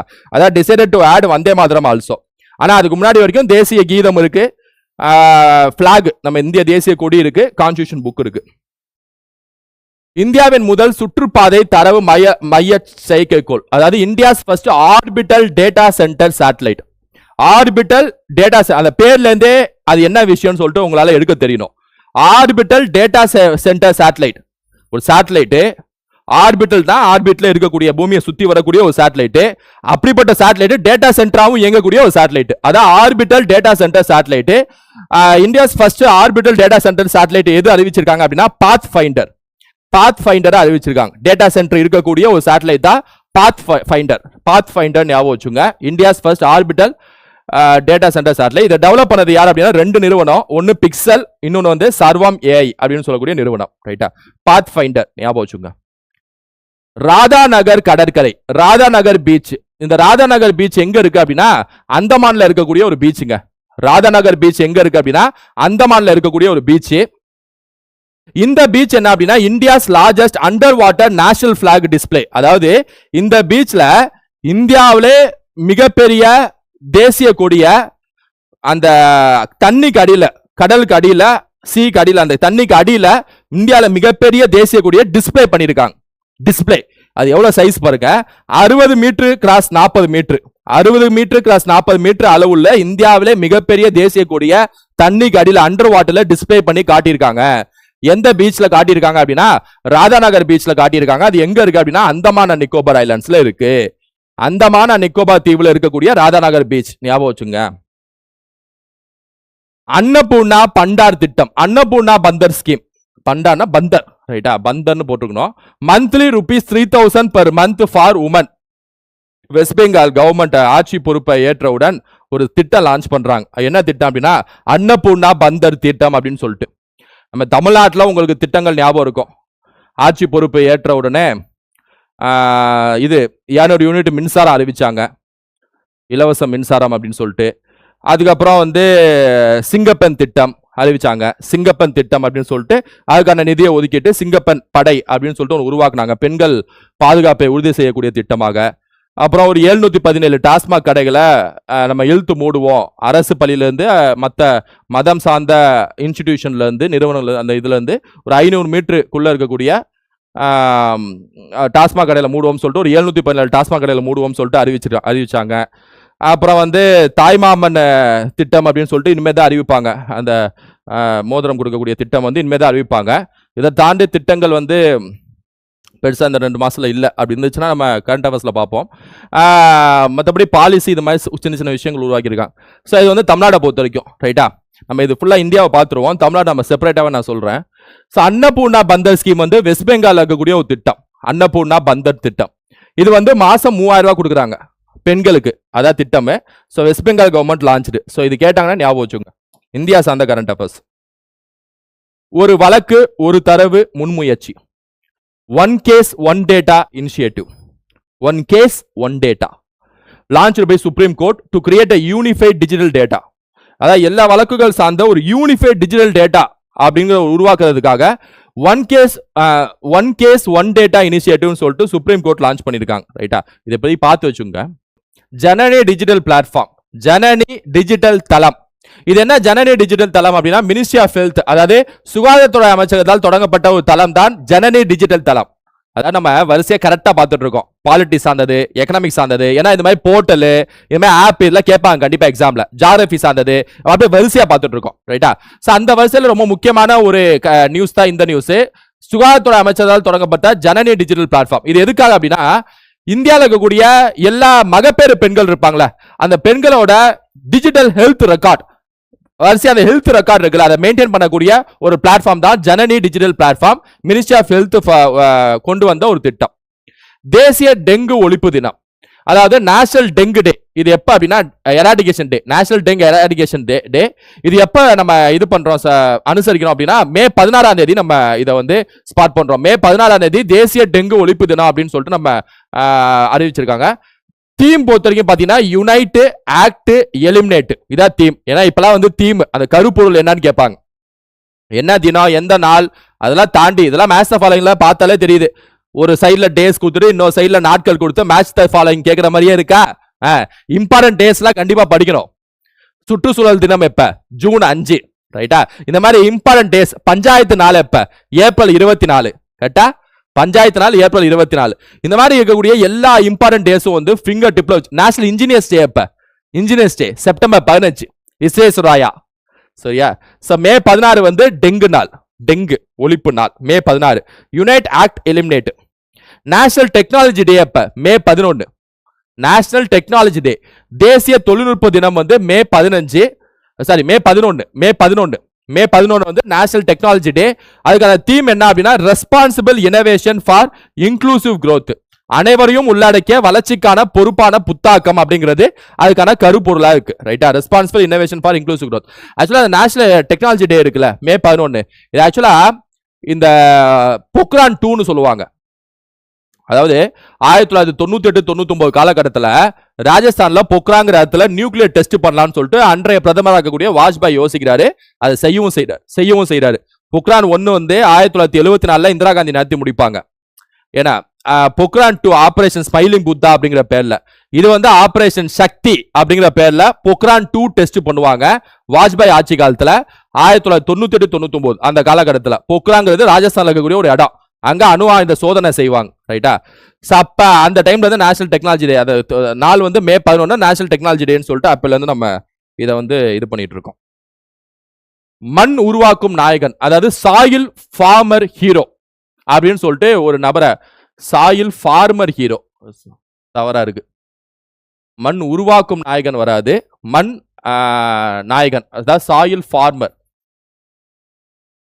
மண் வேளாண்மை நாயகன் கூட சொல்லலாம். சாயில் ஃபார்மர் ஹீரோ யார் அப்படின்னா வள்ளுவன் ஃப்ரம் தமிழ்நாடு, தமிழ்நாட்டை சேர்ந்த வள்ளுவன் என்பவர் சாயில் ஃபார்மர் ஹீரோ அப்படின்னு சொல்லக்கூடிய ஒரு பட்டத்தை வந்து பெற்றிருக்கிறார். ஃபார் சஸ்டைனபிள் அக்ரிகல்ச்சர் இனோவேஷன், அதாவது மிகப்பெரிய லாஸ்ல போயிட்டு இருக்கக்கூடிய தன் நிலத்தை அதிகமா மல்டி கிராப், பல பரிமாண அந்த விதைகள்லாம் போட்டு அதன் மூலமாக விவசாயம் பண்ணி அது மூலமா அறுவடை பண்ணி லாஸ்ட்ல போயிட்டு இருக்கிறத ப்ராஃபிட்டா மாத்திருக்காரு. ரைட்டா? சாயில் ஃபார்மர் ஹீரோ வள்ளுவன், தமிழ்நாட்டை சேர்ந்தவர். ஞாபகம் வச்சுக்கோங்க. ஆக்சுவலா ஈஷா ஃபவுண்டேஷன் இருக்குல்ல, சேவ் சாயில் ஸ்கீம், அதன் மூலமாக பயன்பெற்று அதன் மூலமாக அதான் என்ன சொல்றது, அந்த அதில் ஜாயின் பண்ணியிருக்க ஒரு நபர் நினைக்கிறேன், தமிழ்நாட்டை சேர்ந்த வள்ளுவர், சாயில் ஃபார்மர்னு சொல்லிட்டு. நேஷனல் பஞ்சாயத்து அவார்டு, தேசிய பஞ்சாயத்து விருது. இந்த நேஷனல் பஞ்சாயத்து விருது அதாவது இந்தியாவிலே இருக்கக்கூடிய பெஸ்ட் பஞ்சாயத்து அப்படின்னு சொல்லிட்டு எதை அறிவிச்சிருக்காங்க அப்படின்னா கர்நாடகா அறிவிச்சிருக்காங்க. நேஷனல் பஞ்சாயத்து அவார்ட்ல, இந்தியாவில் கூடிய தேசிய பஞ்சாயத்து அவார்ட்ல சிறந்த பஞ்சாயத்து வந்து கர்நாடகா தட்டி சென்றிருக்கு. சிறந்த பஞ்சாயத்து நாள் எப்ப? ஏப்ரல் 24. பஞ்சாயத்துக்கான சட்டத்திட்டம் என்ன அப்படின்னா 73rd சட்டத்திட்டம், 73வது சட்டத்திட்டம், 73rd அமெண்ட்மெண்ட் ஆக்ட் 1992 கொண்டு வந்திருப்பாங்க. பஞ்சாயத்துக்காக போடப்பட்ட முதல் கமிட்டி எது அப்படின்னா பல்வந்த் ராய் மேத்தா கமிட்டி. முதல் கமிட்டி 1953 காலகட்டத்தில் போடப்பட்டிருக்கும், நேரு ஆட்சி காலம். இந்தியாவில் பஞ்சாயத்து அமைக்கப்பட்ட முதல் மாநிலம் எது அப்படின்னா ராஜஸ்தான். இந்த பஞ்சாயத்துல பெஸ்ட் ஸ்டேட் விருது வாங்கியிருக்கு கர்நாடகா. அதை சொல்ல, ஃபர்ஸ்ட் பஞ்சாயத்து அமைக்கப்பட்ட மாநிலம் வந்து ராஜஸ்தான். அதுமாதிரி ஃபர்ஸ்ட் லோகாயுக்தா அமைக்கப்பட்ட மாநிலம் வந்து மகாராஷ்டிரா. இது ரெண்டையும் அப்படியே ஞாபகம் வச்சுக்கணும். பல்வந்த் ராய் மேத்தாக்கு அப்புறம் போடப்பட்ட குழு வந்து அசோக் மேத்தா குழு. அசோக் மேத்தா குழுக்கு அப்ப போடப்பட்ட குழு வந்து பஞ்சாயத்தை கொண்டு வரணும்னு சொல்லிட்டு போடப்பட்ட குழு வந்து ஜிவிகே ராவோ கமிட்டி, ஜிவிகே ராவோ. அதுக்கப்புறம் தங்கன் கமிட்டி, எல்எம் சிங்வி கமிட்டி, என்ன அதுக்கப்புறம் வந்து கட்ஜில் கமிட்டி அப்படின்னு சொல்லிட்டு ஏகப்பட்ட கமிட்டிஸ் போட்டிருப்பாங்க. இறுதியாக 1992 73rd அமெண்ட்மெண்ட் 73வது சட்டத்திட்டத்தில் பஞ்சாயத்து ராஜ் அப்படின்னு சொல்லக்கூடிய ஒரு அமைப்பு அமைக்கப்படும். 1992 ரைட்டா? ஸோ இவங்களுக்குன்னு சொல்லிட்டு தனியா ஒரு ஷெடியூல் பட்டியல் ஒதுக்குவாங்க. 11ஆம் பட்டியல் 11th ஷெடியூல். 12th ஷெடியூல் வந்து முனிசிபாலிட்டி, 11th ஷெடியூல் வந்து பஞ்சாயத்து. ரைட்டா? அது ஞாபகம் வச்சுக்கணும். ஸோ பஞ்சாயத்தை பத்தி எல்லா இன்ஃபர்மேஷனும் அப்படியே பார்க்க பால்ட்டியே முடிச்சு விட்டுருணும். ரைட்டா? பால்ட்டியில் ஒரு டாப்பிக்கை முடிச்சு விட்டுருணும். இஷாங்க் சிங் ஸ்விம்மரு. இஷாங்க் சிங் 7 வயது பையன், ஒரு 7 வயசு சின்ன பையன் இஷாங்க் சிங் அப்படியே ஸ்விம்மிங்லயே நீச்சல்லையே பார்க் சந்தி இருக்குல்ல, இந்தியா ஸ்ரீலங்கா நல்ல பார்க் சந்தி இருக்குல்ல, அதை கடந்து போயிருக்காப்ல. 7 வயசு பையன். ரைட்டா? ஸோ இதெல்லாம் நம்ம வந்து ஒரு மோட்டிவேஷனாக எடுத்துக்கணும் இந்த வயசு பசங்களா. இஷாங்க் சிங் இந்தியாவின் முதல் டிஜிட்டல் நீர் உச்சி மாநாடு, அதாவது India's first digital water summit. இதெல்லாம் ரொம்ப முக்கியமான கரண்ட் அஃபேர்ஸ்ங்க. இந்தியாஸ் ஃபர்ஸ்ட் டிஜிட்டல் வாட்டர் சமிட்டுங்க, ஹெல்ட் இன் பெங்களூர்ல வந்து நடைபெற்றது. India's first digital water summit வந்து எங்க நடைபெற்றுச்சுன்னு சொல்லி கேட்பாங்க. பெங்களூர்ல நடைபெற்றுச்சு, ஞாபகம் வச்சுங்க. ரைட்டா? Focus on AI paste water conservation, செயற்கை நுண்ணறிவு சார்ந்த நீர் சேமிப்பு கவனம் செலுத்துதல் தான் இதோட முக்கியமானது. Digital water summit Bengaluru. DAMPE satellite, China develop பண்ண ஒரு சேட்டலைட், ரொம்ப முக்கியமானது. அதனால தான் சைனானாலும் இந்த கரண்ட் அஃபேர்ஸ் நான் எடுத்துட்டு வந்திருக்கேன். சைனா உருவாக்குன ஒரு சேட்டலைட், இந்த டாம்பி சேட்டலைட். இது என்னன்னா எதுக்காகனா டார்க் மேட்டர் எக்ஸ்ப்ளோர் பண்றக்கூடிய ஒரு சேட்டலைட், டாம்பி சேட்டலைட். அதாவது டார்க் மேட்டர் ஃபுல் ஃபார்மே பாருங்க, டார்க் மேட்டர் பார்ட்டிகல் எக்ஸ்ப்ளோரர், அதோட ஃபுல் ஃபார்ம். இதுவே எக்ஸாம்ல கேட்பாங்க, டாம்பியோட ஃபுல் ஃபார்ம் என்ன? Dark matter particle explorer. அதாவது நம்ம பிரபஞ்சத்துல, நம்ம பேரண்டத்துல நீங்க பாத்தீங்கன்னா ஸ்பேஸை பாத்தீங்கன்னா ஃபுல்லா கருப்பு கலர்ல நிறைய இடத்துல இருக்கும். அங்கங்க ஸ்டார்ஸ் இருக்கும், நட்சத்திரங்கள் இருக்கும், கோள்கள் இருக்கும். பிரதானமா ஒரு 80% மேல அது எல்லாமே டார்க் மேட்டர்னு சொல்றாங்க. ரைட்டா? இதை பத்தி நல்ல கண்டறிஞ்சு இதை பத்தி நிறைய என்ன சொல்றது அதை ஆய்வு மேற்கொள்ள ரொம்ப கடினமா இருக்கு. ஏன்னா இந்த லைட் வந்து எமிட் பண்ண மாட்டேங்குது, எதுக்கும் பிஹேவ் பண்ண மாட்டேங்குது. ரைட்டா? பார்ட்டிகல்ஸ் மாதிரி லைட்டுக்கு வந்து லைட் மேட்டருக்கு வந்து பிஹேவ் பண்ண மாட்டேங்குது. மற்றது மாதிரி நட்சத்திரம் மாதிரியோ கோல் மாதிரியோ இல்ல. அதனால இதை வந்து கரெக்டா அதை படிக்கிறது ரொம்ப ஒரு சவாலான இதா இருக்கு சயின்டிஸ்டுக்கு. ஸோ அதை ஆராய்ச்சி செய்வதற்கு தான் சைனா வந்து இந்த டாம்பி அப்படின்னு சொல்லக்கூடிய சேட்டலைட் அமைச்சிருக்காங்க. ரைட்டா? இந்த சயின்ஸ் அண்ட் டெக்னாலஜி படத்துல இப்போ ரீசெண்டா ஒரு படம் வந்திருக்கு. அந்த படத்தை எல்லாருமே கண்டிப்பா பார்க்கணும். தமிழ் டப்பிங்ல இருக்கு. ப்ராஜெக்ட் ஹெயில் மேரி அப்படின்னு சொல்லக்கூடிய ஒரு படம். ப்ராஜெக்ட் ஹெயில் மேரி அதான் படம். அந்த படம் வந்து உங்களுக்கு டைம் இருந்துச்சுன்னா பாருங்க. நல்ல படம். சயின்ஸ் பிடிச்சவங்க, சயின்ஸ் அண்ட் டெக்னாலஜி பிடிச்சவங்க, ஸ்பேஸ் பிடிச்சவங்க, வேற கிரகத்துல டிராவல் பண்ணா என்ன நடக்கும் அப்படின்னு சொல்லி கியூரியாசிட்டி இருந்துச்சுன்னா அந்த படம் பாருங்க. ரைட்டா? கிளியர் டெக்னாலஜி, கிளியரா இருக்கக்கூடிய ஒரு technology developed by Jawaharlal Nehru centre scientist. Jawaharlal Nehru centre scientist வந்து டெவலப் பண்ணியிருக்காங்க. தொழில்நுட்பம் பேர் வந்து கிளியர் டெக்னாலஜி. இந்த மாதிரி technology, portal, app, committee, politics, அந்த எக்கனாமிக்ஸ் அதெல்லாம் கண்டிப்பா கேட்பாங்க. நல்லா கரெக்டா எல்லாம் எடுத்துட்டு வந்து நடத்திட்டு இருக்கோம். சோ இந்த கிளியர் டெக்னாலஜி எதுக்கான technology? Protein imaging for detection of cancer and immune diseases. புற்றுநோய் மற்றும் நோய் எதிர்ப்பு மண்டல நோய்களை கண்டறிவதற்கான புரத படமெடுதல் தான் இந்த டெக்னாலஜியோட பிரதான அம்சம். கிளியர் தொழில்நுட்பம். ரைட்டா? புரதங்களை protein imaging for detection of cancer and immune diseases Jawaharlal Nehru centre வந்து உருவாக்கி இருக்காங்க. Clear technology. திட்டம் சாக்ஷம் இது வந்து யாரால் தொடங்கப்பட்ட திட்டம் அப்படின்னா NHAI, தேசிய நெடுஞ்சாலை அமைப்பு இருக்குல்ல, இந்திய நெடுஞ்சாலை, அவங்களால் தொடங்கப்பட்ட ஒரு திட்டம் தான் திட்டம் ப்ராஜெக்ட் சாக்ஷம். ஞாபகம் வச்சுங்க. To empower rural woman through skill development, அதாவது கிராம பெண்களுக்கான திறன் மேம்பாட்டை ஊக்குவிக்கக்கூடிய ஒரு திட்டம் தான் ப்ராஜெக்ட் சாக்ஷம் திட்டம். லான்ச் பை NHAI, தேசிய நெடுஞ்சாலை வந்து லான்ச் பண்ணியிருக்காங்க. பிரதான் மந்திரி ஆவாஸ் யோஜனா, வீடு கட்டி தரக்கூடிய திட்டம். பிரதான் மந்திரி ஆவாஸ் யோஜனா இந்தியாவில் கூடிய பிலோ பாவர்ட்டி லைன், வறுமை கோட்டு கீழே இருக்கவங்களுக்கு வீடு கட்டி தரக்கூடிய திட்டம் தான் பிரதான் மந்திரி ஆவாஸ் யோஜனா. அதுல பெஸ்ட் ஸ்டேட்னு சொல்லி எதை அறிவிச்சிருக்காங்கன்னா ஒடிசா அறிவிச்சிருக்காங்க. பெஸ்ட் ஸ்டேட், சிறந்த மாநிலம் சொல்லிட்டு. ரைட்டா? சிறந்த மாநிலம் வந்து ஒடிசா. இப்ப நம்ம இது வரைக்கும் பார்த்ததை ஒரு வாட்டி ரிவைஸ் பண்ணலாமா? ஆவாஸ் யோஜனால பெஸ்ட் ஸ்டேட் வந்து ஒடிசா. சாக்ஷம் வந்து NHAI தொடங்கப்பட்டது, கிராமத்தில் கூடிய பெண்களின் திறன் மேம்பாடு. கிளியர் டெக்னாலஜி வந்து protein imaging for detection of cancer diseases. DAMPE வந்து dark matter particle explorer China develop பண்ணிச்சு, டார்க் மேட்டரை பத்தி ஆராய்ச்சி செய்வதற்கு. இந்தியாவின் முதல் டிஜிட்டல் வாட்டர் சம்மிட் வந்து பெங்களூர் நடந்திருக்கு. இஷாங் சிங் வந்து பால் சந்தியில நீச்சலிட்ட 7 வயசு பையன். நேஷனல் பஞ்சாயத்து அவார்டு வந்து கர்நாடகா கொடுத்திருக்காங்க. முதல் பஞ்சாயத்து ராஜஸ்தான், முதல் லோகாயுக்தா மகாராஷ்டிரா. பஞ்சாயத்துக்கு போடப்பட்ட முதல் committee Balwant Rai Mehta, Ashok Mehta, GVK Rao, Thungon, LM Singhvi, Gadgil. 73ஆம் சட்ட திருத்தம். முனிசிபாலிட்டி 74ஆம் சட்ட திருத்தம். மண் நாயகன், அதாவது மண் வேளாண்மை நாயகன் சொல்லிட்டு யார் அறிவிச்சிருக்காங்க அப்படின்னா தமிழ்நாட்டை சேர்ந்த வள்ளுவன். சஸ்டைனபிள் அக்ரிகல்ச்சர் இனோவேஷனுக்காக தேசிய தொழில்நுட்ப தினம் வந்து மே 11. மே 16 வந்து தேசிய டெங்கு ஒழிப்பு தினம். மே 16 யுனைட் ஆக்ட் எலிமினேட், அதான் வந்து அதோட கருப்பொருள். ஜனனி பிளாட்ஃபார்ம் வந்து சுகாதாரத்துறை அமைச்சரால் ஆரம்பிக்கப்பட்ட ஒரு பிளாட்ஃபார்ம். மகப்பேறு பெண்களுக்கு டிஜிட்டல் ரெக்கார்டை மெயின்டைன் பண்ணக்கூடிய ஒரு திட்டம். ஒன் கேஸ் ஒன் டேட்டா வந்து சுப்ரீம் கோர்ட் லான்ச் பண்ண ஒரு திட்டம். யூனிஃபைட் டிஜிட்டல் டேட்டா உருவாக்கக்கூடிய ஒரு திட்டம்.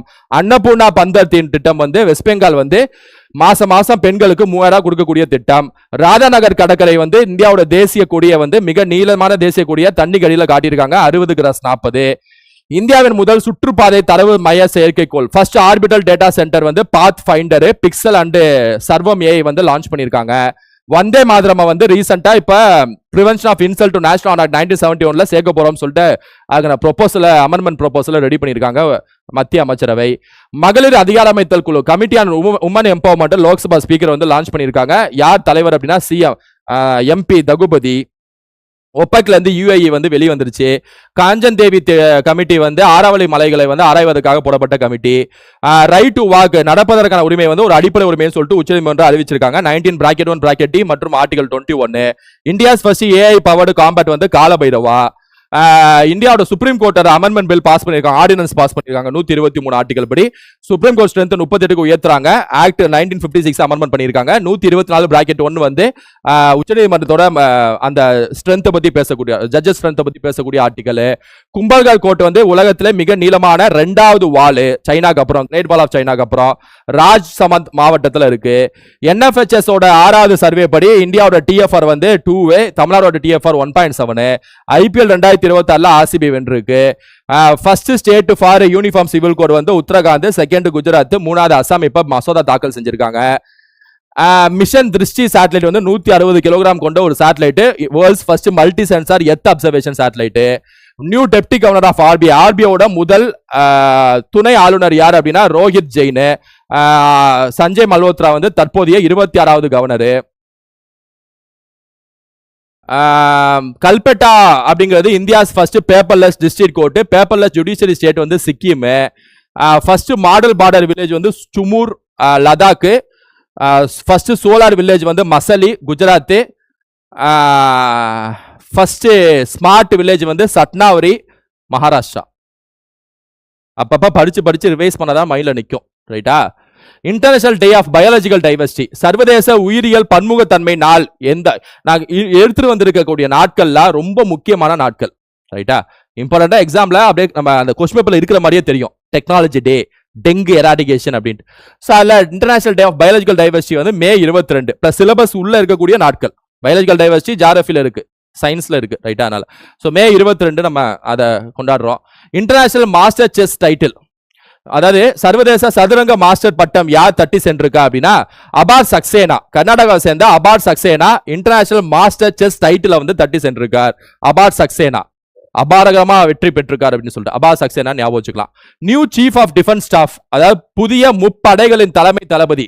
முப்படைனா ஏர்ஃபோர்ஸ், அதாவது தலைப்படை, கடல் படை, அதாவது என்ன சொல்றது ஏர்ஃபோர்ஸ் எல்லாம் சேர்ந்த ஒரு படை தான் முப்படை தளபதி. யார் அப்படின்னா NS ராஜா சுப்பிரமணி. NS ராஜா சுப்பிரமணியம் வந்து நியூ சீஃப் ஆஃப் டிஃபென்ஸ் ஸ்டாஃபா அறிவிச்சிருக்காங்க. இந்த மாதிரி ஒரு போஸ்ட் உருவாக்குனது 2019. இந்த மாதிரி ஒரு போஸ்ட் முப்படைகளின் தளபதி. முதல் சீஃப் ஆஃப் டிஃபென்ஸ் ஸ்டாஃப் யார் அப்படின்னா பிபின் ராவத். நிதி ஆயோக்கின் துணைத் தலைவர், வைஸ் சேர்மன் ஆஃப் நிதி ஆயோக் யார் அப்படின்னா அசோக் குமார் லஹரி. நிதி ஆயோக் இருக்குல்ல, நிதி ஆயோக்னா என்ன? பிளானிங் கமிஷனோட புதிய அமைப்பு. நிதி ஆயோக் திட்ட ஆணையத்தோட புதிய அமைப்பு. 2015 ஜனவரி 1 தொடங்கி இருப்பாங்க நிதி ஆயோக். அதோட சேர்மன் வந்து பிரதமர் தான். நிதி ஆயோகோட சேர்மன் வந்து பிரதமர் தான். துணைத் தலைவர் வைஸ் சேர்மன் யார் அப்படின்னா அசோக் குமார் லஹரியை இப்ப அப்பாயின்மெண்ட் பண்ணிருக்காங்க. ரைட்டா? இன்னைக்கு டேட்ல 5-year பிளான்லாம் இல்ல, அதை கலைச்சு தான் நிதி ஆயோகம் உருவாக்கி இருக்காங்க. இவங்க தான் எல்லா இண்டெக்ஸஸ், இந்தியால எல்லா குறியீடுகளும் வெளியிடக்கூடிய நிறுவனம் வந்து இந்த நிதி ஆயோக் தான். ரைட்டா? அதையும் ஞாபகம் வச்சுங்க. ப்ரொஃபசர் MS சுவாமிநாதன் அவார்டு யாருக்கு போயிருக்கு அப்படின்னா டாக்டர் ஸ்ரீனிவாச ராவுக்கு போயிருக்கு. ஆக்சுவலா அவார்ட்ஸ், இண்டெக்ஸஸ், சப்மிட்லாம் அடுத்த வீடியோல நம்ம தனியா பார்ப்போம். அதனால இப்ப முக்கியமானதை இப்ப அங்க இருக்கு. ரைட்டா? ப்ரொஃபசர் MS சுவாமிநாதன் அவார்டு வந்து டாக்டர் ஸ்ரீனிவாச ராவுக்கு போயிருக்கு. MS சுவாமிநாதன் ஞாபகம் இருக்கும், படிச்சிருப்போம். இந்திய பசுமை நிற புரட்சியின் தந்தை, father of green revolution in India. உலகத்துல இருந்து அந்த உயர்தர விதைகளை எடுத்துட்டு வந்து பஞ்சாப் அறிமுகப்படுத்தி இந்தியா ஃபுல்லா பரப்பியவர் MS சுவாமிநாதன் அவர்கள். Laureus sportsman of year, Laureus sportsman of இயர்னு யார் அறிவிச்சிருக்காங்க அப்படின்னா கார்லோஸ் அல்காராஸ் அறிவிச்சிருக்காங்க. கார்லோஸ் அல்காராஸ் தான் வந்து லாரிஸோட ஸ்போர்ட்ஸ்மேன் ஆஃப் த இயர். ரைட்டா? Sports woman of the year யார் அப்படின்னா Haryana. Life time achievement award யாருக்கு போயிருக்கு அப்படின்னா ஸ்போர்ட்ஸ்ல நதியாக்கு போயிருக்கு. ரைட்டா? Life time achievement Nadia, sports woman வந்து Haryana. India's first approved dengue vaccine வந்து கியூடெங்கா. ரைட்டா? டெங்கா அப்படின்னு டெங்கா வந்துருதா? Qdenga India's first approved dengue vaccine, approve பண்ண dengue vaccine, approved by DCG, அதாவது drug controller general of India அப்படின்னு சொல்லிட்டு வரும். Dengue controller general of India, drug control. Okay, approve dengue vaccine வந்து Qdenga. Khelo India tribal games, Khelo India games மாதிரி Khelo India tribal games, பழங்குடியினர் விளையாட்டுகள் அப்படின்னு சொல்லிட்டு கேலோ இந்தியா விளையாட்டு. அதுல யார் வந்து சாம்பியன், யார் வந்து ஜெயிச்சிருக்கா, யார் வின் பண்ணிருக்கா அப்படின்னா கர்நாடகா வந்து வின் பண்ணிருக்கா. ரைட்டா? அதை ஞாபகம் வச்சுங்க. கேலோ இந்தியா ட்ரைபல் கேம்ஸோட வின்னர் வந்து கர்நாடகா. சென்சஸ் 2027, அதாவது 2011 கடைசியா சென்சஸ் எடுக்கப்பட்டது. அதுக்கப்புறம் 2021 எடுக்கிற மாதிரி இருந்துச்சு. அது கொரோனா காலகட்டம்னால அதை எடுக்க முடியல. இப்ப 2026 சென்சஸ் அப்படின்னு சொல்லிட்டு இப்ப சென்சஸ் எடுக்கக்கூடிய பணிகள்லாம் ஆரம்பிச்சிட்டாங்க. சோ ஏப்ரல் 1 2024 முதல் கட்டம் phase 1 அப்படிங்கிறது ஸ்டார்ட் ஆயிடுச்சு. ரைட்டா? சென்சஸ் பொறுத்த வரைக்கும் சொல்லணும் அப்படின்னா சென்சஸ்க்கு வந்து எந்த அமைச்சகம் இன்சார்ஜ் சொல்லி எக்ஸாம்ல கேட்பாங்க. Home ministry incharge. ஞாபகம் வச்சுக்கோ, ஹோம் மினிஸ்ட்ரி இன்சார்ஜ். ரைட்டா? இந்தியாவில் எடுக்கப்பட்ட முதல் ஃபர்ஸ்ட் நான் சிங்க்ரனஸ் சென்சஸ் எப்பன்னு கேட்பாங்க. 1872 இந்தியாவில் எடுக்கப்பட்ட ஃபர்ஸ்ட் நான் சிங்க்ரனைஸ் ஒத்திசை இல்லா சென்சஸ் அப்படிங்கிறது 1872. இந்தியாவில் எடுக்கப்பட்ட ஃபர்ஸ்ட் சிங்க்ரனைஸ் சென்சஸ் ஒட்டுமொத்தமா இருக்கக்கூடிய ஒரு ஃபர்ஸ்ட் சிங்க்ரனைஸ் சென்சஸ் எப்ப எடுத்திருப்பாங்கன்னு சொல்லி கேட்டா 1881 1881.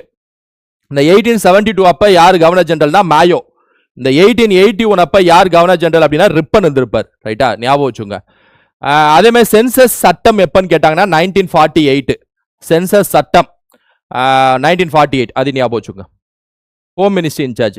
2026 ராம்சார் சைட்ஸ் ரொம்ப ரொம்ப முக்கியமான ஒரு கரண்ட் அஃபேர்ஸ். ரைட்டா, ஏன்னா ராம்சார் சைட்ஸ் ரொம்ப முக்கியம், எக்ஸாம்ல கேட்பாங்க. இப்ப பாத்தீங்க அப்படின்னா இந்த 2026ல மொத்தம் 4 சைட் வந்து ராம்சார் சைட் அப்படின்னு சொல்லி அறிவிச்சிருக்காங்க. 4 இடங்களை வந்து ராம்சார் சைட்னு அறிவிச்சிருக்காங்க.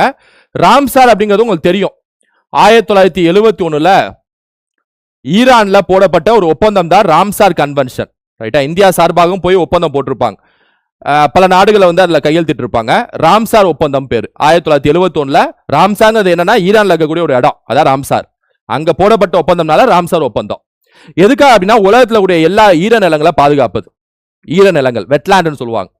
அதை பாதுகாக்கக்கூடிய ஒரு ஒப்பந்தம் தான் இந்த ராம்சார் ஒப்பந்தம். அதன்படி ஒவ்வொரு நாட்டுல இருக்கக்கூடிய ஈர நிலங்களுக்கு ராம்சார் சைட்னு அறிவிப்பாங்க. ரைட்டா, சோ அதை பாதுகாக்கக்கூடிய பணிகள்ல உலக நாடுகள் ஈடுபடுவாங்க, அந்த நாடும் ஈடுபடுவாங்க.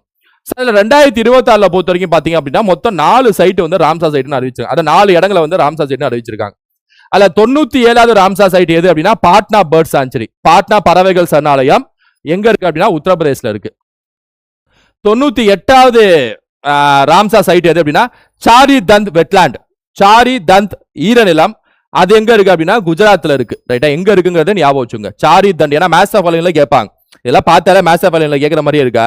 அதான் Patna bird sanctuary Uttar Pradesh, Chhari Dhand wetland வந்து குஜராத். 99வது ராம்சார் சைட் எது அப்படின்னா ஷேகாஸ் ஜீல் பேர்ட் சான்ச்சுரி. ஷேகா ஜீல் பறவைகள் சரணாலயம் இது எங்க இருக்கு அப்படின்னா உத்தரப்பிரதேசல தான் இருக்கு, ஞாபகம் வச்சுக்கணும். 100வது, இந்த 100வதுலாம் கண்டிப்பா கேட்பாங்க. ரைட்டா, 100வதுனாலே எங்க இருந்தாலும் கரெக்டா ஞாபகம் வச்சுக்கணும். என்ன 100வது ராம்சார் சைட் எது அப்படின்னா ஜெய்பிரகாஷ் நாராயண் பேர்ட் சான்ச்சுரி. அது எங்க இருக்குன்னா உத்தரப்பிரதேசல இருக்கு. ஸோ உத்தரப்பிரதேசல 3 இருக்குங்க. 2026ல 3 சைட் வந்து உத்தரப்பிரதேசல இருந்து மட்டுமே, 4ல 3.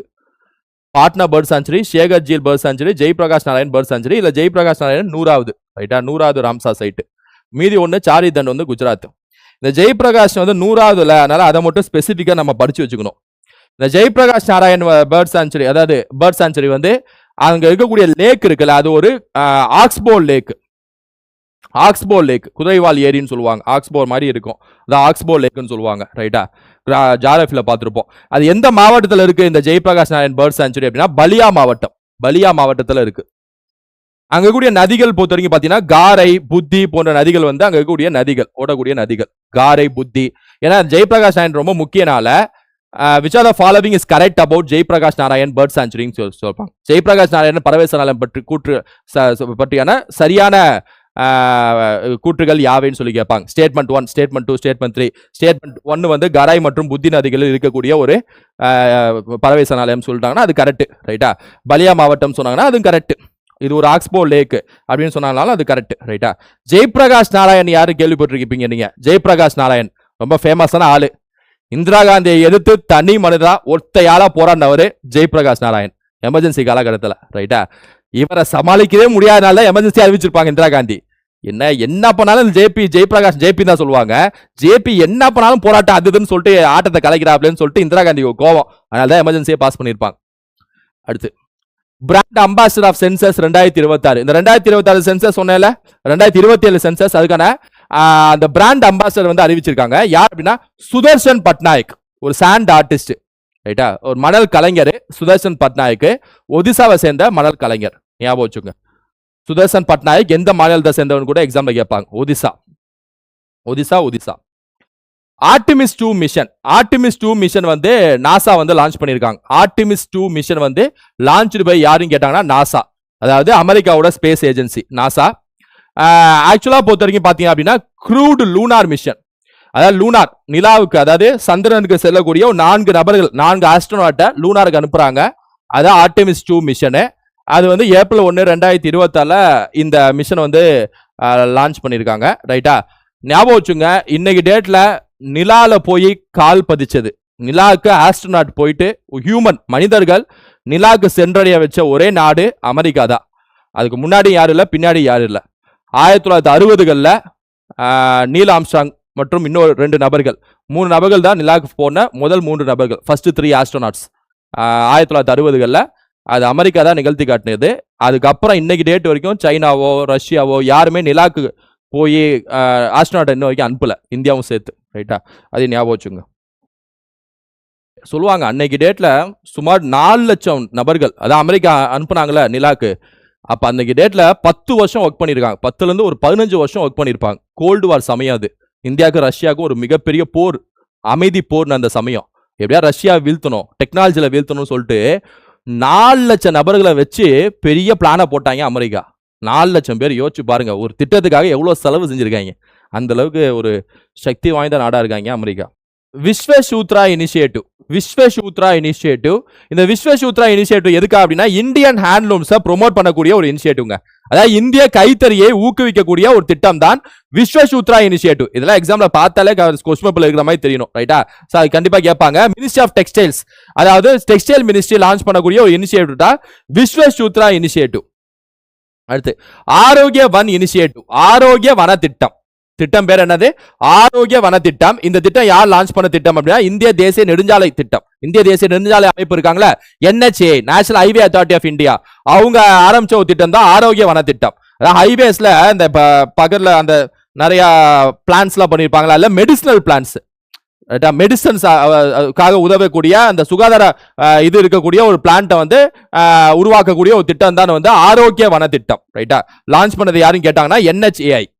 இந்தியாவின் மிகப்பெரிய நகர்ப்புற கூட்டுறவு வங்கி, India's largest urban cooperative bank கேட்டாங்கன்னா சரஸ்வத் கோஆபரேட்டிவ் பேங்க். ஞாபகம் வச்சுங்க, இதெல்லாம் சும்மா ஒரு ஒன்லைனர் மாதிரி படிச்சுக்கணும். ரைட்டா, Saraswat cooperative bank, India's largest urban cooperative bank. இல்ல எக்கனாமிக்ஸ் இருக்குல்ல, அதுல இருந்து கேட்கக்கூடிய கேள்வி, அதனால அதெல்லாம் எடுத்து வந்திருக்கோம். இந்தியா டாப் ட்ரேடிங் பார்ட்னர், இது எக்கனாமிக்ஸ் சார்ந்த ஒரு கேள்விதான். இந்தியா டாப் ட்ரேடிங் பார்ட்னர் இன்னைக்கு டேட்ல யாரு? கரண்ட் அஃபேர்ஸ்ல இன்னைக்கு டேட்ல யாரு அப்படின்னா டாப்ல யாரு இருக்கா அப்படின்னா சைனா இருக்கு, செகண்ட் யார் இருக்கா அப்படின்னா US இருக்காங்க. ரைட்டா, India top trading partner 4 option கொடுத்துருவாங்க, சைனா, US, யூரோப்பு, ரஷ்யான்னு சொல்லிட்டு. ஆன்சர் வந்து சைனா. செகண்ட் ட்ரேடிங் பார்ட்னர் யாருன்னு கேட்டாங்கன்னா லார்ஜஸ்ட் செகண்ட் ட்ரேடிங் பார்ட்னர் யாருன்னு கேட்டாங்கன்னா US. 2026 ஆசிய ரெஸ்லிங் மல்யுத்த சாம்பியன்ஷிப், ஆசியன் ரேஷியன் ரெஸ்லிங் சாம்பியன்ஷிப்ல இந்தியா வந்து 17 மெடல் வாங்கியிருக்காங்க, வின் பண்ணியிருக்காங்க. இந்தியா 17 பதக்கங்களை வென்று இருக்கிறது இந்த ஆசியா மல்யுத்த championship. India 2026 Asian wrestling championship. இது எங்க நடந்துச்சுன்னு சொல்லி கேட்பாங்க. பிஷ்கெக்ல நடந்திருக்கு. அது எங்க இருக்கு அப்படின்னா கைரிகிஸ்தான்ல இருக்கு. கைரிகிஸ்தான், பிஷ்கெக். டஸ்லிக் 2026 டஸ்லிக் அப்படின்னு சொல்லக்கூடிய ராணுவ பயிற்சி. யாருக்கும் நடந்த ராணுவ பயிற்சி. இந்த மிலிட்டரி எக்ஸசைஸ் சொல்லிட்டு நிறைய இருக்குங்க. சூரிய கிரண் சொல்லிட்டு ஒரு மிலிட்டரி எக்ஸசைஸ் இருக்கு. அதுக்கப்புறம் பாத்தீங்கன்னா அஜயா வாரியர்னு சொல்லக்கூடிய ஒரு மிலிட்டரி எக்ஸசைஸ், இந்திரான்னு சொல்லிட்டு இந்தியாவும் ரஷ்யாவும் சேர்ந்து இந்திரா அப்படின்னு சொல்லக்கூடிய ஒரு மிலிட்டரி எக்ஸசைஸ் இருக்கு. இந்த மாதிரி வந்து ஏகப்பட்ட மிலிட்டரி எக்ஸசைஸ், ராணுவ பயிற்சிகள் எல்லாத்தையும் வந்து ஞாபகம் வச்சுக்கணும். ரைட்டா, ஸ்லினெக்ஸ் அப்படின்னு சொல்லிட்டு ஒன்று இருக்கு. ஸ்ரீலங்காவும் இந்தியாவும் சேர்ந்து பயிற்சி நடத்தக்கூடிய ராணுவ பயிற்சி பேர் வந்து ஸ்லினெக்ஸ் அப்படின்னு சொல்லிட்டு சொல்லுவாங்க. எக்குவெரின் அப்படின்னு சொல்லக்கூடிய ஒரு ராணுவ பயிற்சி மிலிட்டரி எக்ஸசைஸ் இருக்கு. இந்தியாவும் மாலத்தீவும் நடத்தக்கூடிய அந்த பயிற்சி பேர் வந்து ராணுவ பயிற்சி பேர் வந்து எக்குவெரின் அப்படின்னு சொல்லிட்டு ராணுவ பயிற்சியோட பேரு. அதுமே இந்தியாவும் மங்கோலியாவும் சேர்ந்து நடத்தக்கூடிய மிலிட்டரி எக்ஸசைஸ் பேர் வந்து நொமாடிக் எலிஃபண்ட். நொமாடிக் எலிஃபண்ட் அப்படின்னு சொல்லிட்டு இந்தியாவும் மங்கோலியாவும் சேர்ந்து நடத்தக்கூடிய ராணுவ பயிற்சியோட பேரு. இதுமாதிரி இந்த ராணுவ பயிற்சிகளை தனியா ஞாபகம் வச்சுக்கணும். ரைட்டா, அதே மாதிரி டஸ்லிக் அப்படிங்கிறது இந்தியாவும் உஸ்பெகிஸ்தானும் நடத்தக்கூடிய ராணுவ பயிற்சி. ரெனியூபிள் எனர்ஜி கெப்பாசிட்டி, அதாவது புதுப்பிக்கத்தக்க ஆற்றல் திறன், ரெனியூபிள் எனர்ஜி கெப்பாசிட்டின்னு சொல்லுவாங்க. அதுல இந்தியா வந்து 3வது இடத்துல இருக்குங்க. ரெனியூபிள் எனர்ஜி இருக்குல்ல, இந்த புதுப்பிக்கத்தக்க ஆற்றல் இருக்குல்ல, அது உருவாக்கக்கூடிய திறன் படைத்த நாடுகள்ல இந்தியா 3வது இடம். ஃபர்ஸ்ட் இடம் சைனா, செகண்ட் இடம் US. ட்ரேடிங் பார்ட்னர் படிச்சோம்ல அதே மாதிரி இருக்கு பாருங்க. 3வது இடம் இந்தியா 250.52 கிகாவாட். இதெல்லாம் எக்ஸாம்ல கேட்பாங்க. 3வது இடம் கேட்டு பழகி போனவங்க கொஸ்டின் எடுக்கிறவங்க ஒருபடி மேல போயிட்டு இப்படி யோசிப்பாங்க. ரைட்டா, எல்லாத்தையும் படிக்கணும். 360 டிகிரில ஃபுல்லாவே படிச்சு முடிக்கணும். India's first quantum valley project, இந்தியாவின் முதல் குவாண்டம் வேலி திட்டம் வந்து எங்க லான்ச் பண்ணிருக்காங்க அப்படின்னா அமராவதி, ஆந்திர பிரதேஷ்ல லான்ச் பண்ணிருக்காங்க. இந்தியாஸ் ஃபர்ஸ்ட் குவாண்டம் வேலி திட்டம், India's first quantum valley project எங்க லான்ச் பண்ணிருக்காங்க அப்படின்னா அமராவதி, ஆந்திர பிரதேஷ்ல லான்ச் பண்ணிருக்காங்க. Right, Amaravathi, Andhra பிரதேஷ்ல quantum valley project launch பண்ணிருக்காங்க. ஒரு வாட்டி ரிவைஸ் மாதிரி பண்ணிடுவோம். குவாண்டம் வேலி ப்ராஜெக்ட் வந்து அமராவதி ராஜஸ்தான். ரெனியூவல் எனர்ஜி வந்து இந்தியா 3வது இடம், first China, second USA. Dustlik வந்து இந்தியாவும் உஸ்பெகிஸ்தானும் நடத்தக்கூடிய ராணுவ பயிற்சி. 2026 ரெஸ்லிங் சாம்பியன்ஷிப்ல இந்தியா 17 மெடல் பிஷ்கெக் கைரிகிஸ்தான்ல நடந்திருக்கு. வர்த்தக கூட்டாளி டாப் ட்ரேடிங் பார்ட்னர்ல first China, second USA. India's largest urban cooperative bank Saraswat cooperative bank. ஆரோக்கிய வன திட்டம் வந்து என்ஹெச்ஏஆல் தொடங்கப்பட்டது. மெடிசினல் பிளான்ஸ் ரைட்டா, அதை வந்து நடக்கூடிய ஒரு திட்டம். விஸ்வசூத்ரா இனிஷியேட்டிவ் வந்து டெக்ஸ்டைல் மினிஸ்ட்ரி கைத்தறி திட்டம். ஆர்டிமிஸ் 2 வந்து நாசாவால் லான்ச் பண்ணப்பட்டது. நிலாவுக்கு 4 பேர் அனுப்புறாங்க. ஏப்ரல் 1 2024 லான்ச் செய்யப்பட்டது. 2027 ஆண்டு மக்கள் தொகைக்கான பிராண்ட் அம்பாசிடர் வந்து சுதர்ஷன் பட்நாயக், ஒரு சாண்ட் ஆர்டிஸ்ட் மண் கலைஞர், ஒடிசாவை சேர்ந்தவர். அப்புறம் அந்த ராம்சா சைட்ல 97 வந்து பாட்னா, 98 வந்து சாரிதந்த் குஜராத், 99 வந்து ஷேகா ஜீல் உத்தரப்பிரதேஷ், 100வது வந்து ஜெயபிரகாஷ் நாராயணன் ஆக்ஸ்போ லேக், பலியா, கராய், புத்தி ரிவர்ஸ். மக்கள் தொகை கணக்கெடுப்பு 2027 வந்து உள்துறை அமைச்சகம் தொடங்கி வச்சிருக்காங்க. 2026 ஏப்ரல் 1 இருந்து ஸ்டார்ட் ஆயிடுச்சு phase 1. Khelo India tribal games எங்க நடந்திருக்குன்னா கர்நாடகா நடந்திருக்கு. India's first approve dengue vaccine வந்து குடேங்கா டிசிஜி அப்ரூவ் பண்ணிருக்காங்க. Laureus sportsman of the year வந்து Carlos Alcaraz, sports woman Haryana, life time achievement வந்து Nadia. Professor MS. Swaminathan award வந்து டாக்டர் ஸ்ரீனிவாச ராவ் வந்து வாங்கியிருக்காங்க. வைஸ் சேர்மன் ஆஃப் நிதி ஆயோக் வந்து அசோக்குமார் லஹரி, சேர்மன் வந்து பிரதமர். புதிய முப்படைகளின் தளபதி யார் அப்படின்னா என்.எஸ். ராஜா. இது அறிவிச்சது 2019 இந்த பொறுப்பு அறிவிக்கிறாங்க அந்த பதவி. இன்டர்நேஷனல் மாஸ்டர் செஸ் டைட்டில் வந்து அபர் சக்சேனா வந்து வின் பண்ணியிருக்காங்க. International day of biological diversity வந்து மே 22 நம்ம கொண்டாடுறோம். ஆவாஸ் யோஜனாவோட பெஸ்ட் ஸ்டேட் வந்து ஒடிசான்னு சொல்லி அறிவிச்சிருக்காங்க. திட்டம் சாக்ஷம் வந்து என்ஹெச்ஏ அறிவிச்சிருக்காங்க. பெண்களுக்கான திறன் மேம்பாடு திட்டம். கிளியர் டெக்னாலஜி வந்து ஜவஹர்லால் நேரு சென்டர் சயின்டிஸ்ட் அறிவிச்சிருக்காங்க. புரோட்டீன் இமேஜிங்கான ஒரு டெக்னாலஜி. டாம்பி சாட்ல இருந்து டார்க் மேட்டர், ஸ்பேஸ்ல கூடிய டார்க் மேட்டரை வந்து ஆராய்ச்சி செய்யக்கூடிய ஒரு இது சைனா லான்ச் பண்ணது. India's first digital water summit வந்து பெங்களூர்ல ஹெல்ட் ஆயிருக்கு. இஷாக் சிங் வந்து 7 வயசு பையன், பால் சந்தியா கிராஸ் பண்ண பையன். நேஷனல் பஞ்சாயத்து அவார்ட்ல best state Karnataka. Panchayat day April 24. Soil farmer hero வந்து வள்ளுவன், தமிழ்நாடு சேர்ந்தவர். சஸ்டைனபிள் நீடித்த விவசாயத்துக்காக பாடுபட்ட நபர். தேசிய தொழில்நுட்ப தினம் மே 11 நம்ம வந்து அதை கொண்டாடுறோம். தேசிய டெங்கு ஒழிப்பு தினம் வந்து மே 16 நம்ம வந்து அதை அனுசரிக்கிறோம். ஜனனி டிஜிட்டல் பிளாட்ஃபார்ம் வந்து மினிஸ்ட்ரி ஆஃப் ஹெல்த் லான்ச் பண்ணது. மகப்பேறு பெண்களோட டிஜிட்டல் ஹெல்த் ரெக்கார்டை வந்து மெயின்டைன் பண்ணக்கூடிய திட்டம். One case one data supreme court launch பண்ணது. ஒரு யூனிஃபைட் டிஜிட்டல் பிளாட்ஃபார்ம் உருவாக்கக்கூடிய திட்டம். அன்னபூர்ணா பந்த திட்டம் வந்து வெஸ்ட் பெங்கால்ல பெண்களுக்கு மாசம் 3000 ரூபாய் அறிவிக்கக்கூடிய ஒரு திட்டம். ராஜாநகர் கடற்கரை அந்தமான்ல அண்டர் வாட்டர்ல நேஷனல் பிளாக், பெருசிய நேஷனல் பிளாக் டிஸ்ப்ளே பண்ணிருக்காங்க. இந்தியாவின் முதல் சுற்றுப்பாதை தரவு மைய செயற்கைக்கோள் பாத் ஃபைண்டர் அறிவிச்சிருக்காங்க. India's first orbital data centre satellite. Vande மாதிரமா வந்து 1971 சட்டத்துல சேர்க்க போறோம் சொல்லிட்டு ஒரு ப்ரொபோசல் லான்ச் பண்ணிருக்காங்க அமெண்ட்மெண்ட்ல. ஒப்பக்ல இருந்து யுஏஇ வந்து வெளியேறிடுச்சு. உமன் எம்பவர்மெண்ட்டுக்கான கமிட்டி வந்து எம்பி தகுபதி தலைமையில அமைச்சிருக்காங்க. காஞ்சன்தேவி குழு எதுக்காக அமைச்சிருக்காங்கன்னா ஆரவலி மலைகள் ஆராய்வதற்கான ஒரு குழு. ரைட் டு வாக் வந்து அடிப்படை உரிமை அப்படின்னு சொல்லிட்டு ஆர்டிகல் 21 மற்றும் ஆர்டிகல் 19(1)(d) அறிவிச்சிருக்காங்க. உச்சநீதிமன்றம் தீர்ப்பு வழங்கியிருக்காங்க. India's first AI powered combat aircraft வந்து காலபைரவா, ரேஞ்ச் வந்து 3000 கிலோமீட்டர். சுப்ரீம் கோர்ட் அமெண்ட்மெண்ட், அதாவது உச்சநீதிமன்றத்தோட நீதிபதிகளின் அந்த எண்ணிக்கையை வந்து 34 இருந்து 38 உயர்த்துவதற்கான சட்டத்தை, அதாவது அவசர சட்டத்தை வந்து பிரசிடென்ட் போட்டிருக்காங்க. அது கூடிய சீக்கிரம் சட்டமாக மாறுவதற்கு அதிகமான வாய்ப்பு இருக்கு. நாடாளுமன்றம் கூடினதுக்கு அப்புறம் 1956 உச்சநீதிமன்ற சட்டத்தை இதை வந்து சட்டத்திருத்தம் செஞ்சிருக்காங்க. வேர்ல்ட் செகண்ட் லார்ஜஸ்ட் வால் எது அப்படின்னா கும்பலகரா ஃபோர்ட். ஃபர்ஸ்ட் வந்து கிரேட் வால் ஆஃப் சைனா. இந்தியாவின் மொத்த கருவுறல் விகிதம் வந்து 2. தமிழ்நாடு வந்து 1.7. நேஷனல் பாப்புலேஷன் பாலிசி 2000 டீடைல்ஸ்ல பார்த்திருப்போம். ஐபிஎல் வந்து ஆர்சிபி வந்து வென்றிருக்கு. யூசிசில முதலாவது, அதாவது யூனிஃபார்ம் சிவில் பொது சிவில் சட்டத்தை கொண்டு வந்த முதல் மாநிலம் உத்தரகாண்ட், செகண்ட் குஜராத், 3வது அசாம். மிஷன் திருஷ்டி வந்து world's first multi sensor earth observation satellite. New deputy governor Rohit Jain, governor Sanjay Malhotra. First பேப்பர்ல ஜுடிஷியல் ஸ்டேட் சிக்கிம், மாவட்டம் வந்து Kalpetta Kerala. First model border village வந்து சுமூர் லடாக், ரைட்டா? அது வந்து ஃபர்ஸ்ட் மாடல் பார்டர் வில்லேஜ். சோகே ஸ்டோன்ஸ். இதோட ஒரு 50 கரண்ட் அஃபேர்ஸ் பார்த்துருப்போம். நான் ஆல்ரெடி சொன்ன மாதிரி இதை எபிசோட் 1ன்னு வச்சுக்கோங்க. எபிசோட் 2, எபிசோட் 3ன்னு சொல்லிட்டு அப்படியே அடுத்தடுத்து கொண்டு போவோம். அந்த summit, awards, books and authors, indexes எல்லாமே சேர்த்து ஒரே வீடியோல நான் ஒரு எபிசோட்ல முடிக்கிறேன். அதுமே ஜனவரி டு மார்ச் மட்டுமே தனியா சேர்த்து ஒரு வீடியோல முடிக்க போறேன். ஸோ ஜனவரி டு மார்ச் ஒரு வீடியோ, இந்த 4 சேர்த்து ஒரு வீடியோ, இதுல ரிமைனிங் இருக்கு. இது அடுத்த வீடியோ. ஒரு 3-4 எபிசோட்ல இந்த கரண்ட் அஃபேர்ஸை முடிச்சிடலாம், ரைட்டா? நீங்க செய்ய வேண்டியது ஒன்னே ஒண்ணுதான், அப்படியே கண்டினியூஸா ஃபாலோ பண்ணுங்க. இந்த எபிசோட பார்த்துட்டு அடுத்ததெல்லாம் விட்டுறாதீங்க. இதான் முடிஞ்சுன்னு நினைச்சுக்காதீங்க. அடுத்த எபிசோட் இருக்கு, ரைட்டா? ஒரே வீடியோல டம்ப் பண்ணனா உங்களுக்கே என்ன நிறைய நியூஸ் பார்த்த மாதிரி இருக்கும். அதனால கொஞ்சம் கொஞ்சமா போவோம். ரைட்டா? அதிகபட்சம் ஒரு வாரம் 1.5 வாரத்துல ஒட்டுமொத்த கரண்ட் அஃபேர்ஸ் 2026 முடிச்சிடலாம். கடைசி 6 மாசத்தை. ரைட்டா?